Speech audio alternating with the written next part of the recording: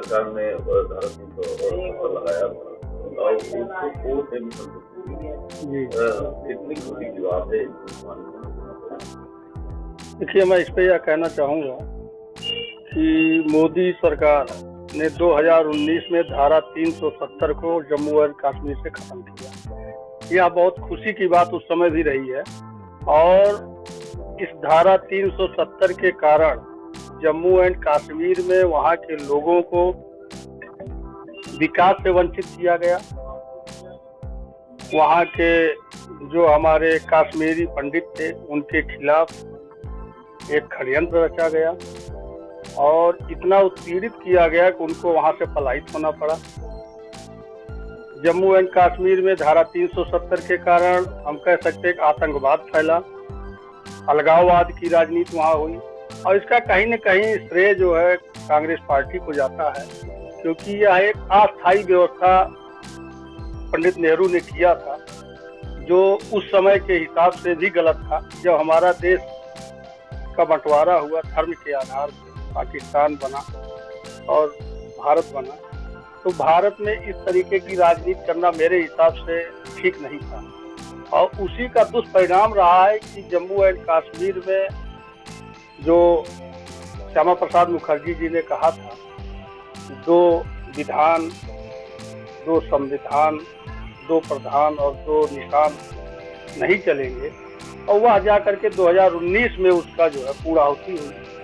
उसके खिलाफ मुस्लिम तुष्टीकरण की राजनीति करने वाले, वोट बैंक की राजनीति करने वाले जो हमारे राजनीतिक पार्टी हो या जो लोग रहे वो उसके खिलाफ माननीय सुप्रीम कोर्ट गए, जिसमें सुप्रीम कोर्ट ने कल अपनी मोहर लगाई और यह कहा कि नहीं, जो भी दोनों सदन ने पारित किया इसको खत्म किया या सही है, व्यवस्था के अनुरूप है। या एक अस्थायी व्यवस्था उस समय की गई थी जो संविधान के भी विरुद्ध था और उससे एक माननीय न्यायाधीश महोदय ने टिप्पणी भी किया जिसमें उन्होंने कहा कि इस 370 के कारण वहाँ अलगाववाद, आतंकवाद और वहाँ सामाजिक ताना बाना में भी जो है बिखराव हुआ।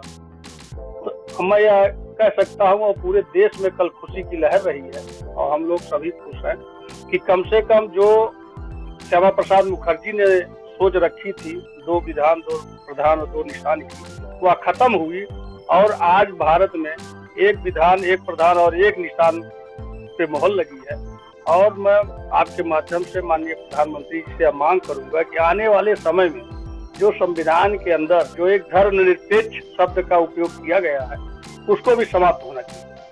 भारत को भारत ही रहने दिया जाए, ना कि इंडिया कहा जाए या हिंदुस्तान कहा जाए। ये दोनों शब्द इंडिया और हिंदुस्तान को भी खत्म होना चाहिए। भारत भारत ही है, क्योंकि जब बगल में पाकिस्तान इस्लामिक कंट्री हो सकती है, अन्य तमाम इस्लामिक कंट्रियां इस्लाम कंट्री है, तो हम भारत हिंदुवादी क्यों नहीं हो सकते हैं? हम भी हो सकते हैं। और यह धर्मनिरपेक्षता के कारण ही आज इस तरीके की राजनीति हो रही कि हमारे सामाजिक ताना बाना में भी बिखराव हो रहा है और एक दूसरे के लड़ाने की जो राजनीतिक पार्टियां एक दूसरे को लड़ा रही हैं, जिसके कारण हम लोग परेशान भी रहते हैं। हमारा समाज भी विघटन की तरफ बढ़ रहा है और 370 खत्म होने से अब वहाँ विकास की भी लहर चल रही है। जो सामाजिक ताना बाना खराब हुआ था वो भी एक सही हुआ है, लोग वहाँ जाके बस रहे हैं, विकास की मुख्य धारा में वहाँ के लोग आ रहे हैं। आतंकवाद और अलगाववाद की भी राजनीति वहाँ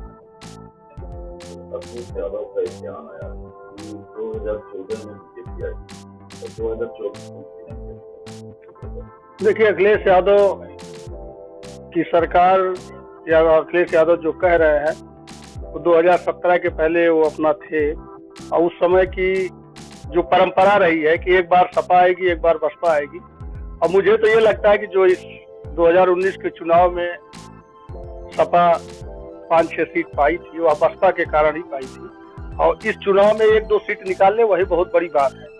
और वो तो राजनेता तो कहेंगे कि हम पूरे देश में हम ही आ रहे हैं, जबकि आप देख ले, चाहे वो मध्य प्रदेश में चुनाव लड़े हों, नोटा से कम वोट उनको मिला है। चाहे राजस्थान में चुनाव उनकी पार्टी लड़ी है, नोटा से कम मिला है। छत्तीसगढ़ में भी लड़ी है, नोटा से कम मिला है। तो आपके उत्तर प्रदेश में कहीं वो है ही नहीं है। 1-2 सीट अपना उधर की बचा ले, जो उनका गढ़ रहा इटावा मैनपुरी, उसका अगर बच जाए तो वही बहुत